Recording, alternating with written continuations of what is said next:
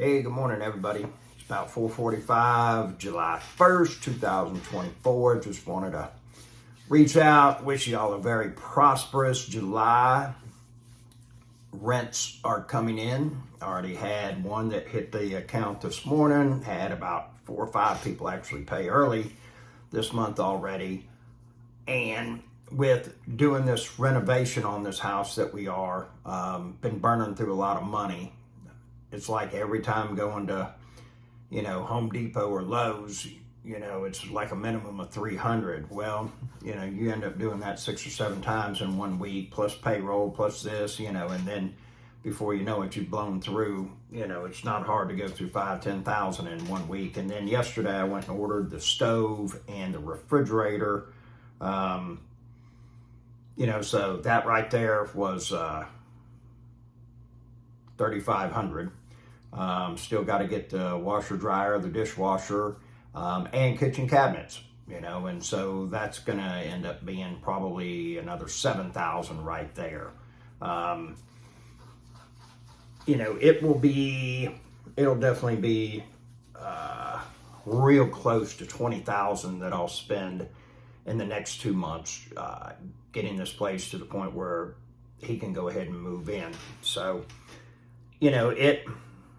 there's so many facets of this game, so to speak, and, I love real estate personally, and there's many different ways to do it.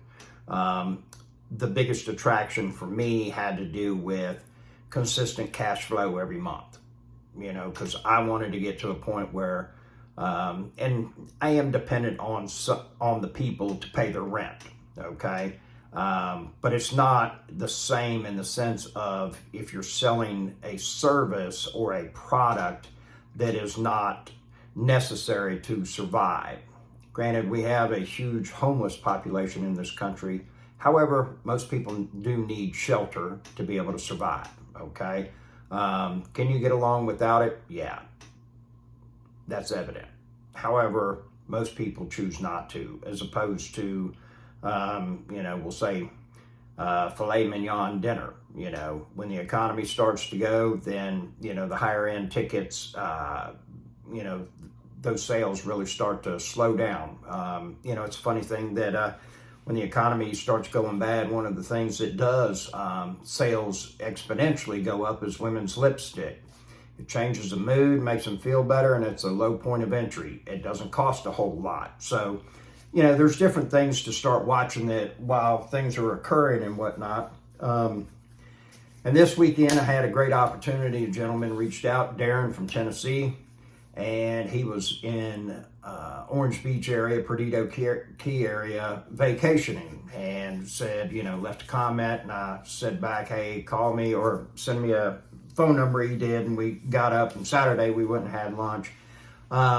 He had a very successful, good-sized landscape company that he had built from the ground up, got it to the point where it had 15 employees, did well for himself. COVID, as with many things, turned his world upside down, so to speak, in some regards, and then he ended up selling the business, did well on his exit strategy, and then has gotten into real estate, doing a couple flips right now. And, we talked at a great length, and, one of the things that, or there's a number of things that resonated throughout the conversation. And, he never said that it was anybody else's fault as far as the choices that he made, the things that he did, or anything of that nature. Things end up happening and whatnot. And, we don't always have the ability to control it, but if we don't blame others, then we always have the ability to change it, okay? And just the same as, I hear people all the time say, oh, there's no good men or women out there to be able to date. Well, become the person that you think that mate would be attracted to. A lot of people are wanting something that they're not delivering in return. Almost sounds like, employees at times. Everybody wants $25 an hour to start, but they're not willing to give you $25 an hour worth of work or ambition or intelligence, so to speak, and everything. They just don't want to think about their job or think about what they're bringing to the table and everything. So it's always good. I think I've met 3 people that have found me through the channel that have come through this area. And one guy I found through my buddy Gerald Peters, and that's Full Auto 11 on Instagram. Follow him if you don't. He introduced me to a guy named Rick Jarman, which was old school real estate, and he's out of Huntsville, and I think he's got like 120 houses. And I got to meet Rick and his wife in Orange Beach. He came down, and really neat guy. Fantastic story. Went to work at a cabinet shop and told the people he was with, and his co-workers that at one day he was going to build custom houses. Everybody laughed at him, said he was crazy, said it's never going to happen. And Rick said one of the most satisfying moments in his life was when he handed them a check for a set of cabinets that they made for a custom home that he built. And when I heard that, I can certainly identify to some degree. And that is awesome, because there's a lot of people out there that are going to tell you, can't do it, shouldn't do it, won't do it, you need to stay, and even my parents, they were huge proponents of getting a job, a good job, staying there, and doing your 30 or 40 years. And there's nothing wrong with that. And those of you that have done it and have walked out of there with a retirement or a pension, congratulations, and I am envious. I've never been able to keep my mouth shut that long to be able to do that, and I knew this about myself.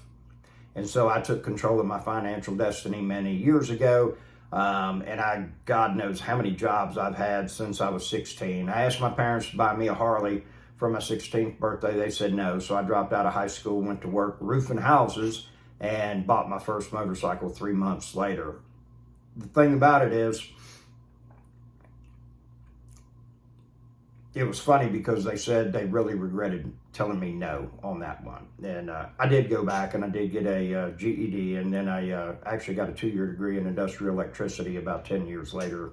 No, it was actually about 15 years later. But, the thing about it is that we as hustlers, opportunists, entrepreneurs all have some common characteristics. And, one of the things that I noticed with talking with Darren is that, you got to have confidence in yourself that, hey, I'm going to make this work, regardless of what comes and happens, I'm going to make this work. And it was just the same as what, he was talking about, in the sense that, in the landscape business, and you have employees and you got these jobs that are scheduled, and say like, if you're sending out a 3-man or 4-man crew and 2 of those guys don't show up, and then you might not be able to send the other 2 out there because at only 50% operating capacity, it might cost you more money for them to be out there than what you're going to end up making. And so then you have to pivot and put them on a different job, reschedule that one, push it over here, move this one over here, and be able to do these things on a moment's notice, so to speak, and everything.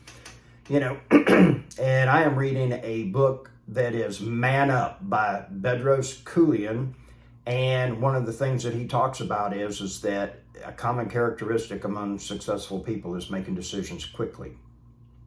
And he talks about in the book that if you are looking to get 100% of the information, more than likely your competition has already passed you. And one of the things that I find with, especially having to do with real estate, is I'll meet somebody and they're like, hey, what are you doing? And okay, and what are you doing? Well, I'm running the numbers and everything, and I'm looking for some deals and everything. And I'm like, cool, man, right on. And I am all about educating yourself. And then you see these same people a year later, and it's like, hey, man, what are you doing? And everything. Well, I'm still running numbers and everything, and I'm still looking for a deal and everything like that. And it's like, in a year's time, what questions did you not get answered that you need to have answered for you to be able to move forward, And they can't tell you. And the thing about it is that it's really analysis paralysis.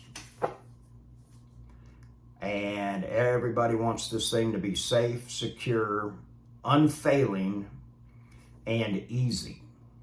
And that it is not. And quick. Okay? And it is not. If you look at the majority of sports figures, they've lost their money within 5 years. Same thing with lottery winners. and some of these people, I mean, it's hard to imagine, say like you win the lottery, $40 million, and you end up with 20 million, okay? It's unbelievable to imagine that within 5 years, a person is totally broke. But all of a sudden, all that money starts doing things, and so many people come out of the woodwork to start helping you spend that money, and then you think that, a Lamborghini over here, and then, we got 20 million and another one over here and another one over here. I was reading a story about Mike Tyson. He was famous for leaving expensive, exotic supercars and never coming back and getting them. He'd drive a Bentley to somebody's house and just leave it or give it away, Ferraris, Lamborghinis and stuff like that. For the amount of money that went through that man's hands and what he has today, unbelievably disproportionate. And it happens so often. And the thing about it is that being broke and being poor are two very different things. A broke person doesn't have money. A poor person will always not have money. And the reason for it is that, or one of the reasons for it is that they will spend money before they get it. And they will, it's like, I dated a lady that had a daughter, and at one time, the daughter had a child. And so she gets this earned income credit thing and, would get $6,000 to $8,000 back in income tax refund. And I told her, I said, look, if you'll take that money just for the next 3 years, don't do anything with it. Just take it and invest it into the stock market. I said, by the time you're 40, 45 years old, you'll never have to work another day in your life. And you won't have to put anything else into it, but you can't touch it for that amount of time. And the money that it makes, it needs to go back into it, and you just leave it alone. And maybe not would she ever have to work again. I don't know. Depends on, how the market's doing when she retired, and, how well the investments that, she chose to do or something of that nature. However, you understand the scenario that I'm painting. And the thing is that people don't understand that, and a lot of times, employees don't understand that, you can always tell the owner on a job site, because whenever they're walking back and forth, to the tool crib, to the trailer, whatever, they're picking up trash along the way. They're making every move count, Employees, for the most part, they'll grab, one branch and drag it instead of using both hands, or grabbing multiples in each one of the hands and stuff like that, and because they just don't think about it. It's like, there's this thing out there, and it just automatically hands me money every Friday, and all I do is show up, my little bit of this, a little bit of that, and boom, I get some money, Well, that is the way that it works. However, there's a lot of other things behind the scenes that have to occur for that money to be there to come to you, so to speak. So, it's just the principles with success are universal. And, everybody wants a hack. Everybody wants that magic bullet. Everybody wants that, gold tip, whatever you want to call it. And simple fact is, folks, you just got to put in the fucking work. You just have to put in the fucking work. That's all there is to it. And to start with, you're going to work a lot, and you're going to work hard, and you're going to make a lot of mistakes, and you're going to do a lot of things that are useless. However, they had to be done. You're going to have to backtrack a lot. You're going to have to cover territory that you've already covered, and you'll start to gain an education. And as you become educated, you learn to be smarter and work smarter. And, every time that we redo a house, it's always a learning process, and especially with older homes that have had additions done, carports enclosed, this, that, and it's like this one we're doing, we had to figure out how to fur the wall out so that we could get a nice flat surface to be able to hang sheetrock, because they had enclosed it. The list goes on and on and on, okay? this is all part of the process. This is what makes it happen. You know, if it was easy, everybody would be doing it, but they're not. So, Darren, I appreciate your time. It was wonderful meeting you. I hope you all have a wonderful, phenomenal day, that your day is twice as good as mine. Be blessed, be profitable, figure out who's got your money. And if you need me, there's an email in the description. Send me one, and I will get back in touch with you, and we'll move forward. Have yourself a very wonderful day.